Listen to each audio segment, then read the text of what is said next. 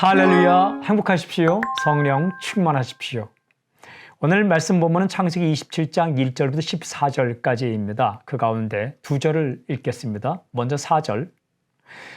내가 즐기는 별미를 만들어 내게로 가져와서 먹게 하여 내가 죽기 전에 내 마음껏 내게 축복하게 하라. 그 다음에 10절입니다. 내가 그것을 내 아버지께 가져다 드려서 그가 죽기 전에 내게 축복하기 위하여 잡수시게 하라. 방금 읽은 구절 가운데 먼저 4절을 보면 이런 말이 나옵니다. 내가 죽기 전에 내 마음껏 내게 축복하게 하라. 누가 누구에게 하는 말입니까? 이삭이 그의 아들 에서에게 하는 말입니다. 그러니까 이삭은 에서에게 축복하려고 합니다. 에서에게 장자권 축복을 하려고 하는 거예요. 그런데 10절을 보면 이런 말이 나오죠. 그가 죽기 전에 내게 축복하기 위하여 잡수시게 하라. 누가 누구에게 하는 말입니까? 리브가가 야곱에게 하는 말입니다.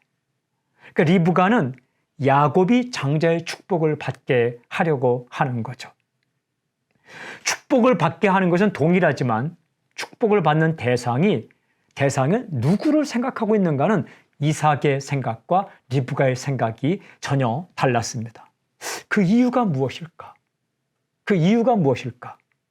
이삭은 두 아들에 대한 하나님의 계획을 잊고 있었어요. 그러나 리브가는 하나님의 약속을 정확하게 기억하고 있었습니다.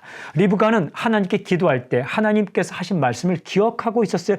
창세기 25장 13절에 있던 이 말씀, 창세기 25장 23절에 있던 이 말씀, 큰 자가 어린 자를 섬기리라.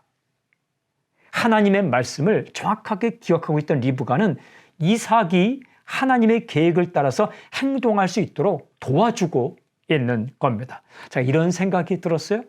하나님은 약속을 잊지 않고 기억하는 사람을 통하여 계획을 이루어 가시는구나. 오늘 메시지, 하나님은 약속을 잊지 않고 기억하는 사람을 통하여 계획을 이루어 가신다. 그렇습니다.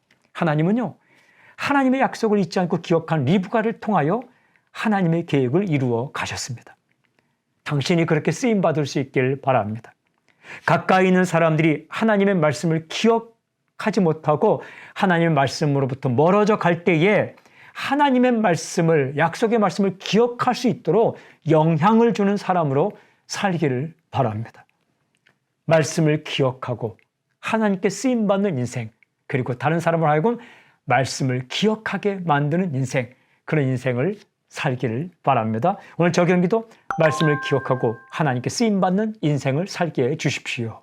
아멘. 하나님 아버지, 이삭은 약속의 말씀을 기억하지 못하고 리브가가 하나님의 약속의 말씀을 기억했을 때 리브가를 통해서 그 이삭과 리브가가 하나님의 계획을 이루어갈 수 있도록 하신 하나님, 우리도 오늘 말씀을 기억하고 쓰임받는 인생을 살게 해 주십시오. 예수님의 이름으로 기도합니다. 아멘.